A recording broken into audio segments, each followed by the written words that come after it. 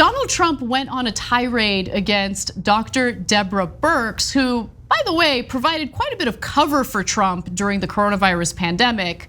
But it's not good enough because Birx went on to write a book where she was critical of Trump. Trump didn't like it, so he attacked her scarves. I'm not kidding, that is literally the story. So in her book, she illustrates how deadly coronavirus was and that Trump and his administration didn't recognize the importance of asymptomatic spread. Listen, we all lived through it, we all saw it. He was horrific, including the press conference where he suggested that people inject bleach into their lungs and use ultraviolet light to kill coronavirus. Dr. Debbie Birx was there sitting with her head down, horrified at what he was saying. But and she also writes this in her book: I was standing on constantly shifting sand among political players I didn't know and a president who apparently liked his news served good and upbeat or not at all.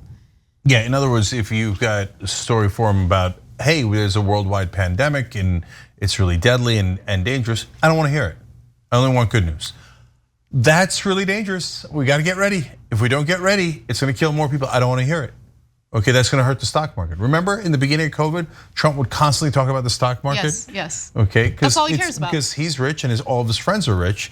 So, but you dying has nothing to do with them. They just want the stock market to do better. So, yeah. But now, the pettiness that he had towards her is the hilarious part. Yes, let's get to the centerpiece of the story, which I hate to admit I enjoyed reading. Okay, partly. Dr. Deborah Birx, while working as a top health official in government, lost all credibility when she told people in the strongest of terms not to travel during a major holiday because of the coronavirus. He refers to it as the China virus, of course. She then traveled a very long distance to be with a large number of people within her family. He's actually honest about that. That's truthful. She did say that you shouldn't travel, you shouldn't be with family during Thanksgiving, and then she proceeded to travel and be with family during Thanksgiving. That tiny bit of half a sentence of truth by Donald Trump nearly shut down Truth Social. They're like, beep, beep, beep, beep. We don't allow truth, shut it down, shut it down. This is not allowed. Why did dear leader have half a sentence that is true? System malfunction, 404 error. Okay, anyway, keep going, because don't worry, he's gonna get back to normal. Recalculating, okay, anyway. He continues to say, what she did was so shameful and egregious that her own family actually turned her in. So cool. How much did they hate her? Well, how much does your family hate you, Bob? God. Okay. She had few dresses, many scarves, and no class. I said you're fired. Okay, so he didn't fire her. She actually served throughout the entirety of his presidency. He's amazing. I mean, come on, guys, think about that. We'll get to the scarves in a second. But he says, I told her, you're fired. He never fired her. He never fired her. No, but that's so easy to disprove. You just look it up. Anybody can disprove it. It's like the most obvious lie in the world, and it's his billionth lie in a row.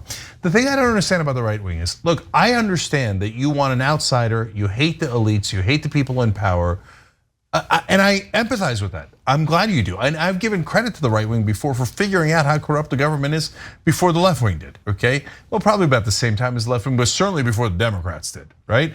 So, but then you figured it out, congratulations. Corporate media is lying to you, corporate politicians are the worst. And you're like, okay, now let's pick a guy who's a pathological liar. Why? Why didn't you pick a non-pathological liar?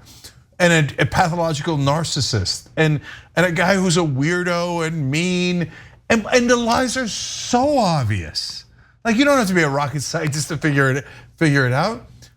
That's the part that is really interesting, because they had so many choices, but they went with the one guy who just cannot stop lying. Now let's take a look at her outfits. I think this is important to really adjudicate the situation. Now, he claims that Dr. Birx had few dresses, many scarves, and no class. So we will be looking at these images to decipher whether or not those statements are in fact true. So let's take a look. Let's take a look at the first one. All right, there she is. She's wearing a blue dress, royal blue to be exact, with a busy scarf. I will say it's busy. It looks like it might be silk. Angry looking woman behind her. Okay. Let's move on. We are really breaking this down, huh? Okay, there she is with a winter style scarf with a winter coat. Almost looks Palestinian. They're not going to like that in Republican circles. The colors are more muted in this instance, but it seems appropriate for the season. But I will note that she is wearing a different outfit, so few dresses might not be accurate in Trump's statement. Let's continue. There we go. Okay, so that is a different scarf, if I'm not mistaken, Uger. Yeah. Oh, definitely, yes. Many different scarves. A bright orange scarf, some striping along it. Okay, you know why he insulted her scarves? Because he's a bully, and so since she wears a lot of scarves, everybody noticed her scarves. He noticed it too, and he thought she looks sad. No, that's the thing to pick on. She likes the scarves. She's proud of the scarves. If I depress on that and I go, your scarves suck, that'll hurt her more. Will it though? No, it will. Like if you're proud of the scarves, the hats, whatever that your signature issue, the bully's gonna pick on that in a second. I don't think she cares. Okay. It's so petty and so stupid. I know. Look, the one thing that's like just demonstrably true and untrue is his allegation that she has no class. If you look at the images, she seems pretty classy. No, and again, that's why he hits her on that, because she is classy. So he wants to say, oh yeah, I don't think you are classy. Said the guy who said, you know what, if you're famous, you just grab him by the genitalia. You just go in there, you don't even ask permission. That's the classy guy. The guy who's like, oh, my wife is pregnant. Hey, where's the porn stars? I don't have any Ultra Mega on me or anything, and I definitely don't need it. But let's go, where are the porn stars? That's the classy guy. Yeah. That's the classy guy who says she's not classy enough. No, the classy guy says of Ghislaine Maxwell, who helped to bring over underage girls for Epstein to molest and sexually victimize. He wishes her luck. That's what a classy guy does. He said he wishes her well 2 different times. When they asked him again, they're like, you don't really mean to wish well to the biggest rumor in American history, do you? He said, no, I do. I wish her well. Why? They were friends.